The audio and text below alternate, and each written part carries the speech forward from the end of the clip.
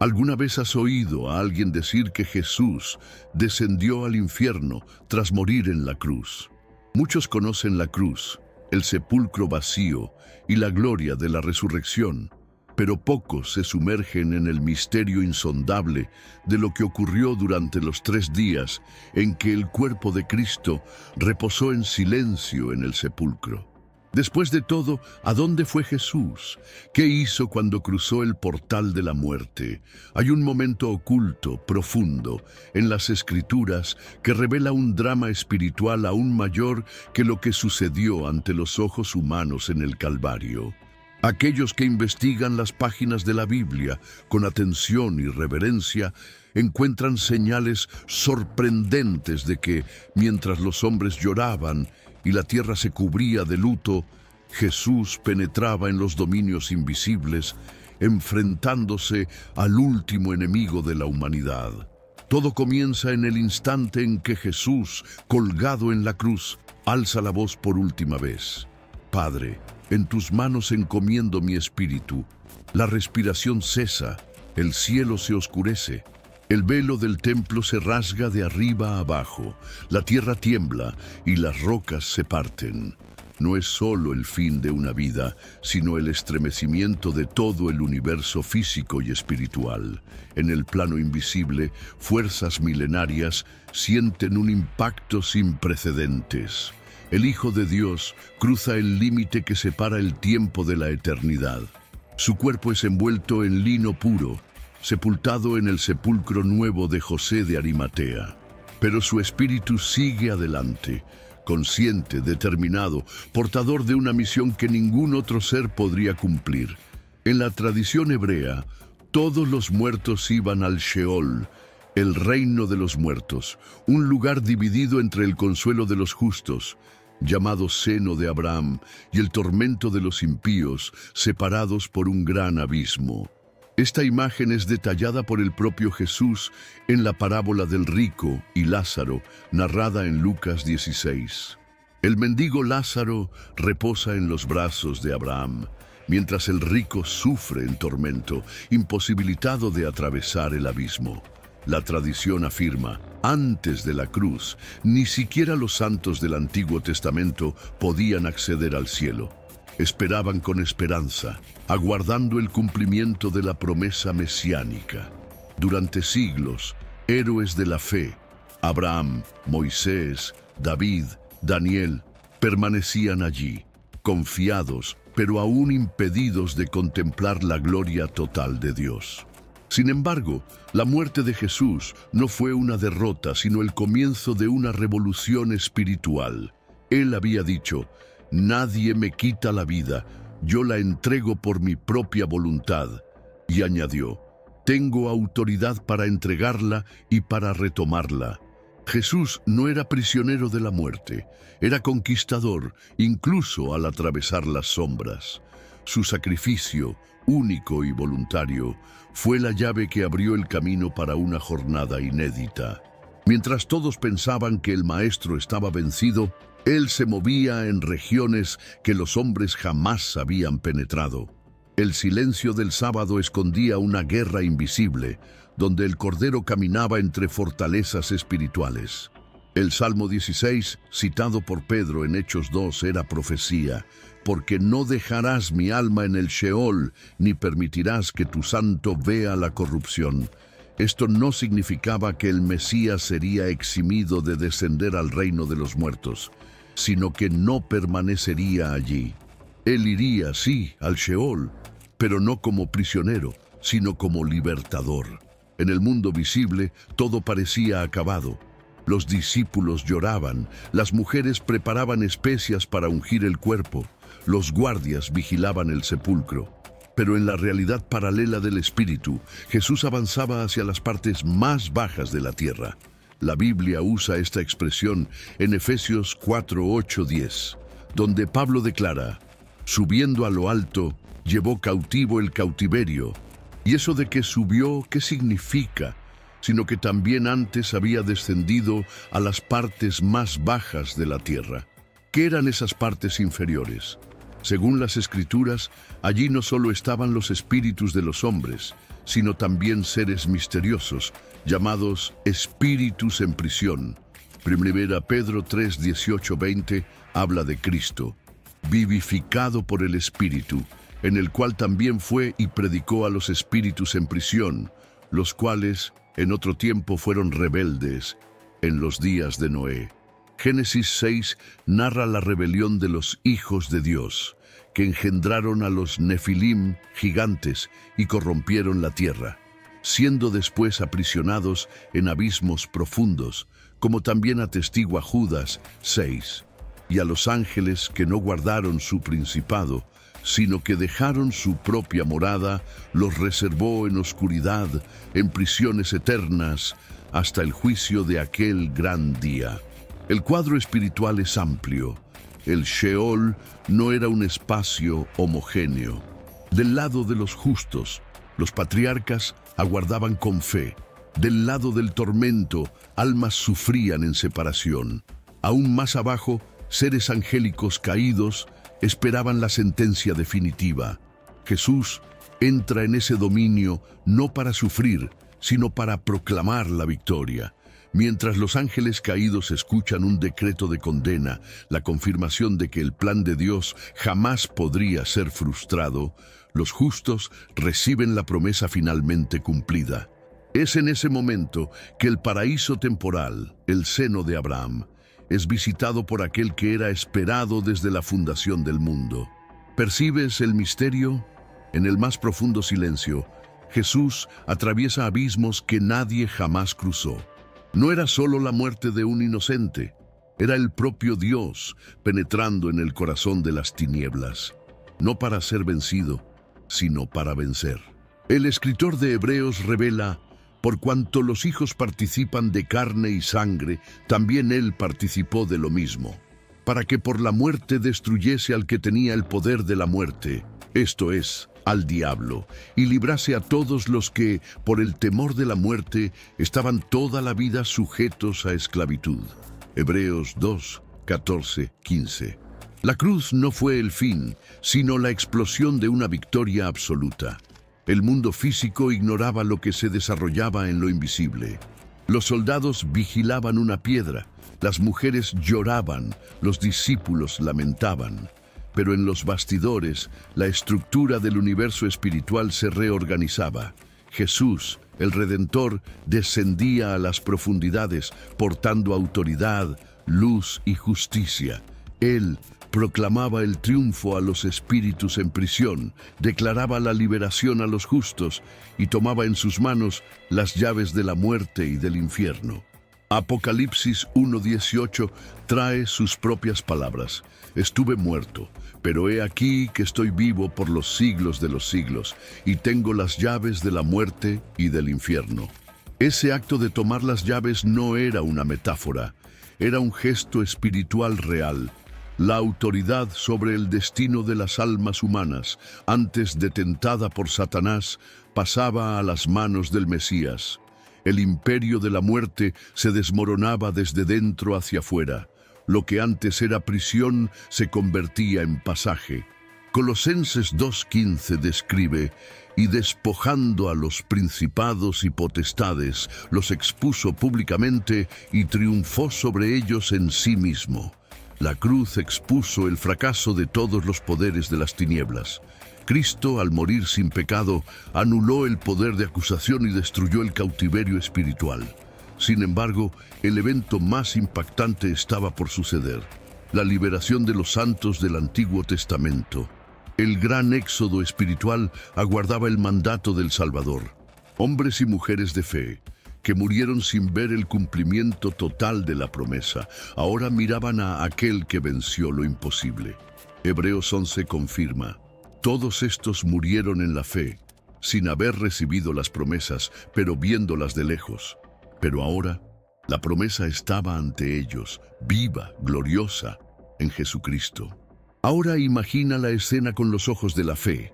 En el seno de Abraham, entre las sombras del mundo invisible, una multitud de rostros conocidos por la historia de Israel: Abraham, Moisés, David, Ruth, Esther, Samuel, Isaías, Daniel y tantos otros. se reúnen en una expectativa sagrada. Durante siglos esperaron ese instante. Todo lo que vivieron, cada promesa, cada profecía, cada altar erigido en adoración, convergía hacia ese momento. Y he aquí que finalmente el silencio es roto por la llegada del Redentor. No viene como prisionero de las sombras, sino como la luz que ningún abismo puede contener.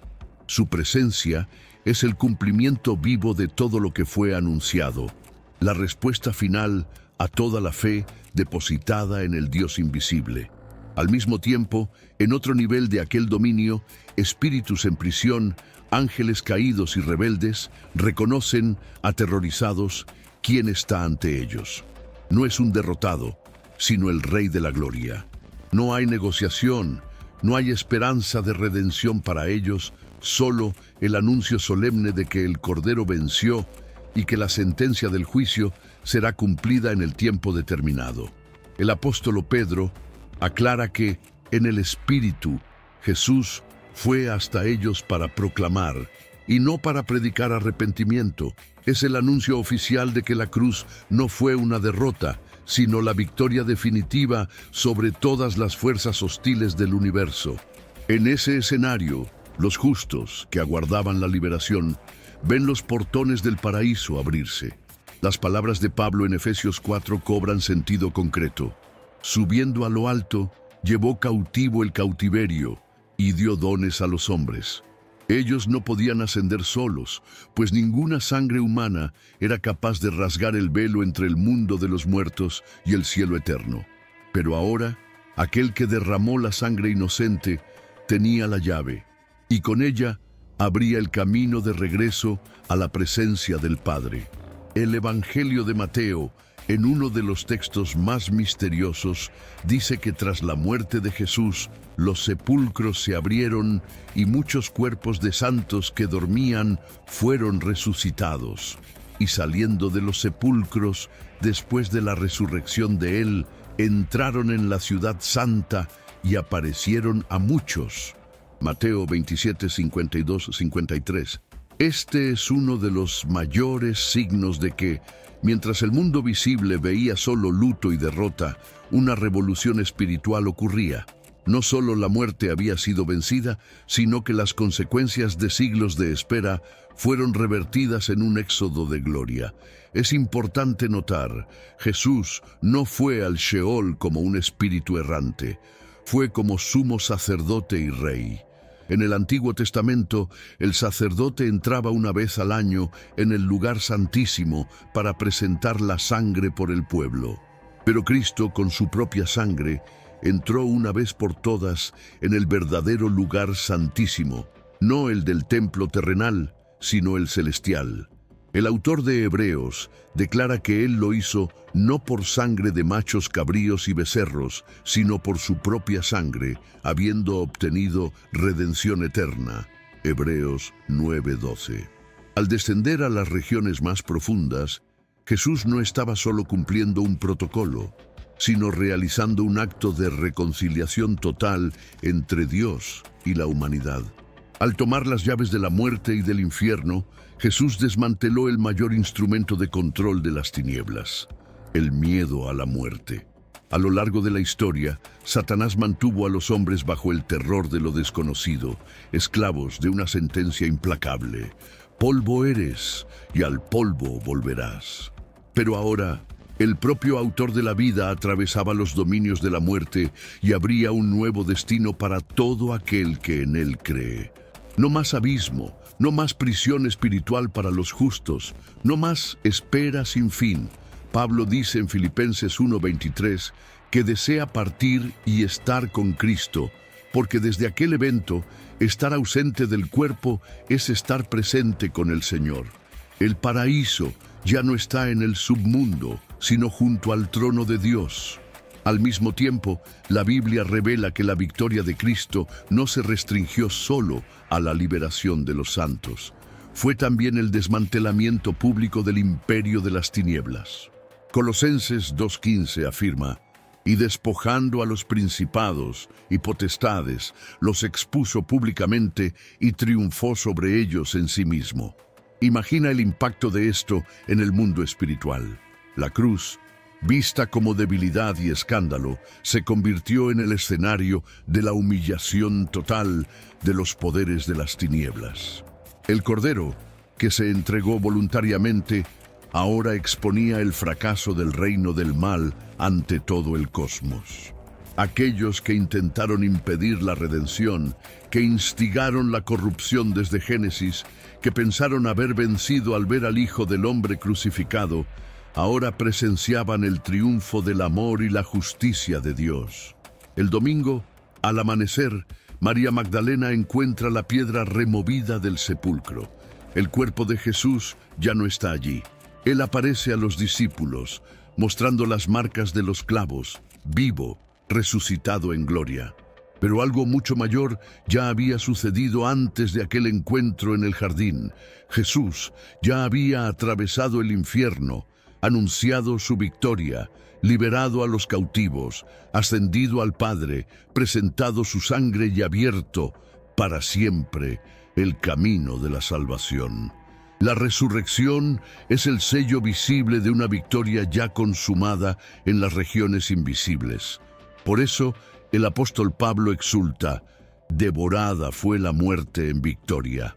¿Dónde está, oh muerte, tu aguijón? ¿Dónde está, oh infierno, tu victoria? 1 Corintios 15, 54-55. El secreto no está solo en el sepulcro vacío, sino en lo que Jesús realizó durante el silencio de los 3 días. Él fue al centro de la existencia humana. Enfrentó a la muerte en su propio territorio, deshizo cadenas milenarias, proclamó justicia eterna y garantizó acceso pleno a Dios. Esto no es solo historia, es el fundamento de toda esperanza cristiana. Tal comprensión transforma nuestra relación con el sufrimiento, el miedo y la propia muerte. Ya no caminamos bajo la sombra del terror, sino a la luz de una promesa viva.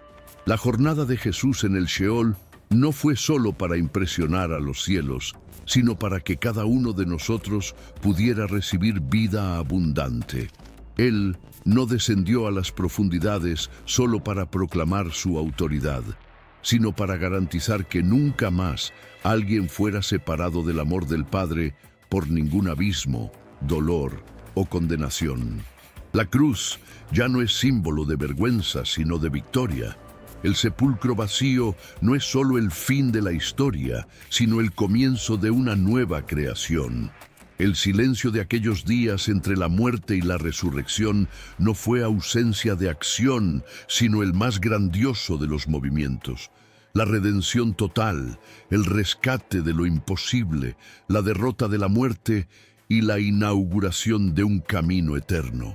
Al entender lo que Cristo hizo en las profundidades, todo el Evangelio cobra color, fuerza, vida, y nos llama a creer no solo en lo que podemos ver, sino en lo que fue conquistado, en silencio, por amor a nosotros. Por eso, al celebrar la resurrección, recuerda: ya no hay abismo, no hay más condenación. Él venció por ti. Él descendió a lo más profundo para que tú pudieras ascender a lo más alto. Y hoy, cada vez que te sientas distante, derrotado o perdido, recuerda: aquel que venció a la muerte camina contigo, sostiene tus manos, abre puertas y proclama: he aquí que estuve muerto, pero ahora vivo estoy por los siglos de los siglos, y tengo las llaves de la muerte y del infierno. Si este mensaje tocó tu corazón, sabe: no hay oscuridad, pecado o dolor capaz de resistir al amor de aquel que descendió a las profundidades por ti. El velo fue rasgado, el camino está abierto y la victoria ya fue conquistada. Hoy, Jesús ofrece nueva vida, libertad y reconciliación eterna. Di amén en los comentarios. Comparte esta esperanza y no olvides suscribirte al canal para recibir más contenidos que edifican la fe.